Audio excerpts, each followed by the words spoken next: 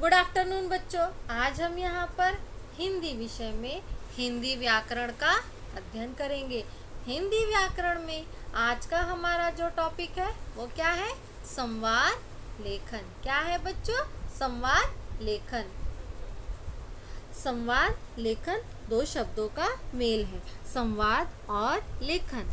संवाद उसे कहते हैं जब दो या दो से अधिक व्यक्ति किसी विषय पर आपस में बातचीत करते हैं। संवाद किसे कहते हैं बच्चों? जब दो या दो से अधिक व्यक्ति किसी विषय पर आपस में बातचीत करते हैं।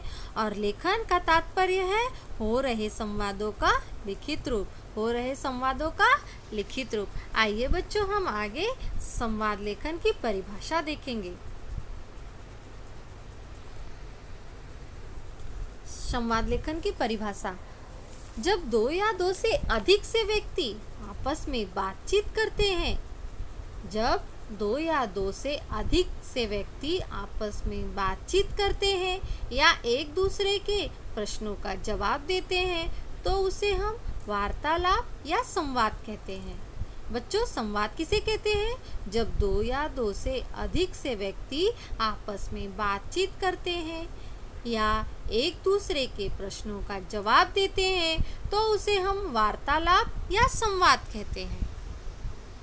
संवाद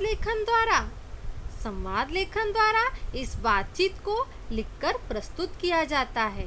जो दो लोगों के बीच की बातचीत रहती है बच्चों, उसको हम संवाद लेखन द्वारा लिखकर प्रस्तुत कर सकते हैं।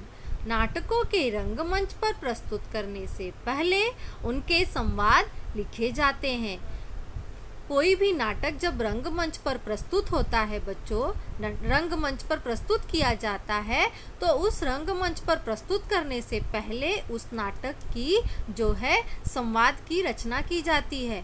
नाटकों के रंगमंच पर प्रस्तुत करने से पहले उनके संवाद लिखे जाते हैं।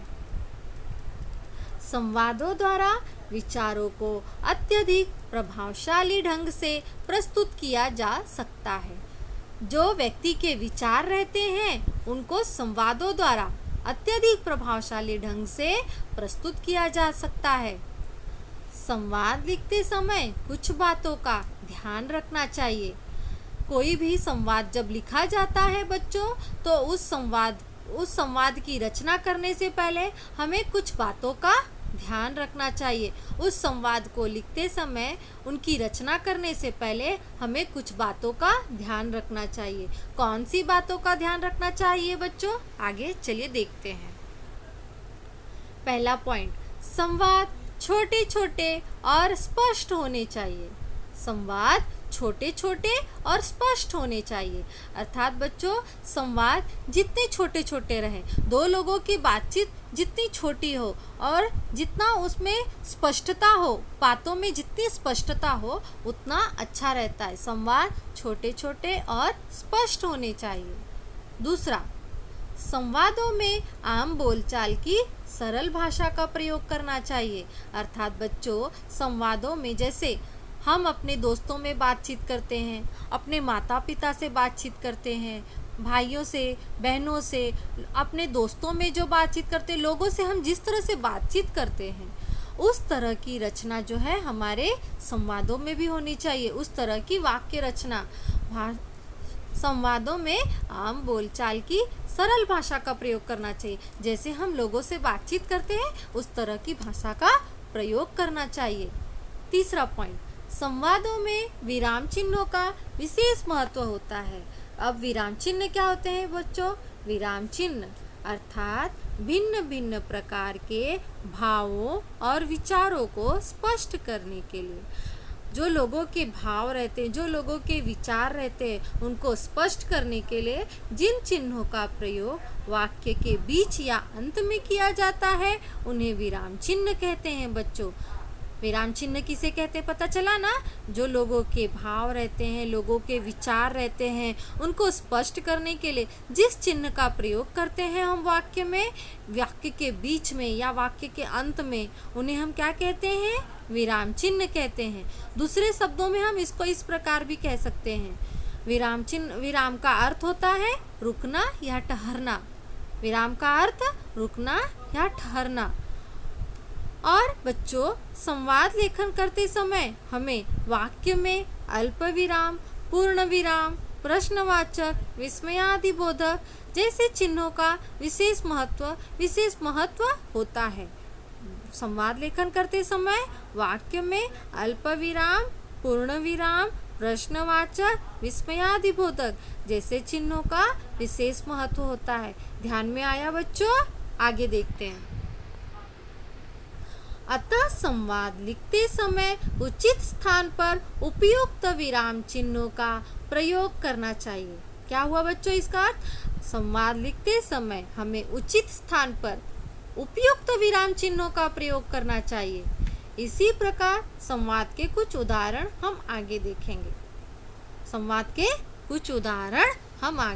देखेंगे। चलिए बच्चों, हम कुछ उदाहरण देखते हैं। पिता पुत्र के बीच संवाद। किसके बीच का संवाद देख रहे हैं बच्चों? पिता और पुत्र के बीच का संवाद। चलिए देखते हैं। पुत्र: पिताजी, मुझे 10 रुपए चाहिए। 10 रुपए क्या करोगे बेटा? मेरे मित्र का जन्मदिन है, मैं उसे एक पुस्तक दूंगा। पिताजी: पुस्तक ही क्यों, कुछ और क्यों नहीं?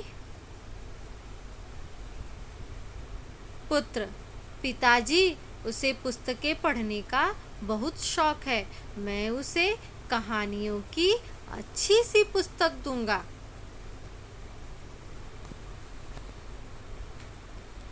पिताजी: यह तो बहुत अच्छी बात है, ये लो 10 रुपए। पुत्र: धन्यवाद पिताजी। बच्चों, हम यहाँ पर पिता और पुत्र के बीच का संवाद देखें। किसके बीच का संवाद देखें बच्चों? हमने यहाँ पर पिता और पुत्र के बीच का संवाद देखा, जिसमें पुत्र जो है पिताजी से 10 रुपए मांग रहा है। किस लिए मांग रहा है? वह अपने दोस्त, उसके मित्र का जो है जन्मदिन है और अपने मित्र के जन्मदिन पर उसे वह एक पुस्तक उपहार में देना चाहता है। पिताजी उससे पूछते हैं कि तुम यह पुस्तक उसे उपहार में क्यों देना चाहते हो? पुस्तक ही तुम क्यों उसे उपहार में देना चाहते हो? तो पुत्र बोलता है कि पिताजी, उसे कहानियाँ पढ़ने का बहुत शौक है। तो पिताजी ने बोला, ये तो बहुत अच्छी बात है। पुत्र ने कहा ना कि उसे कहानियों की पुस्तक बहुत पसंद है। तो पिताजी ने कहा कि हाँ ठीक है, ये तो बहुत अच्छी बात है। तो पिताजी ने खुशी खुशी उसे 10 रुपए दे दिए, जिस वजह से पुत्र जो है बहुत प्रसन्न हो जाता है और अपने पिताजी को धन्यवाद कहता है। तो बच्चों, हमने यहाँ पर यह पिता और पुत्र के बीच की जो आपस में बातचीत देखी। अब हम आगे गतिविधि देखेंगे। आगे जो है हम क्या देखेंगे? एक गतिविधि देखेंगे। अब वह गतिविधि में हम क्या देखेंगे? कार और बैलगाड़ी के बीच का संवाद लिखे। कार और बैलगाड़ी के बीच संवाद लिखे। बच्चों, यहाँ पर हमें कार और बैलगाड़ी के बीच क्या बातचीत हो रही है वो हमें लिखना है। चलिए बच्चों, देखते हैं। कार: बैलगाड़ी, तुम कहाँ जा रही हो? बैलगाड़ी: मैं तो अपने गांव घूमने जा रही हूँ।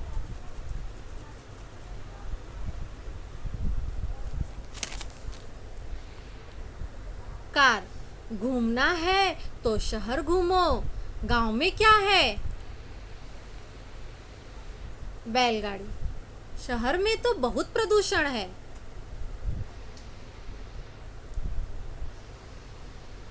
कार: हाँ, यह तो तुमने सही कहा।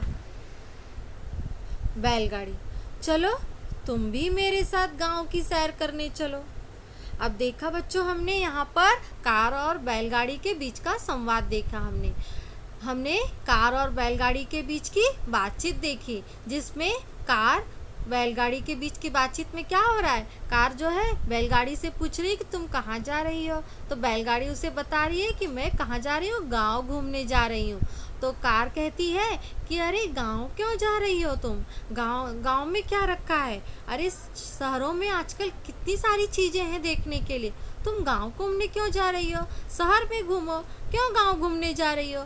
तो बैलगाड़ी कहती है कि शहर में क्या रखा है, शहर में तो बहुत सारे प्रदूषण है, कितना प्रदूषण है, पानी प्रदूषण, सब हर एक चीज़ में प्रदूषण है, तो मैं शहर में नहीं रहना चाहती, मैं गांव घूमने जा रही हूँ।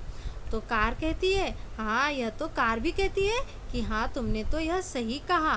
तो बैलगाड़ी बोलती है उसे कि चलो तुम भी मेरे साथ गांव की सैर करने चलो। तो हमने यह कार और बैलगाड़ी के बीच बातचीत देख ली। तो बच्चों, मुझे लगता है कि आप लोगों को यह संवाद लेखन बहुत अच्छे से समझ में आ गया होगा। तो संवाद लेखन बच्चों यहीं पर समाप्त होता है और मैं आप लोगों से इसी के साथ विदा लूँगी बच्चों। धन्यवाद।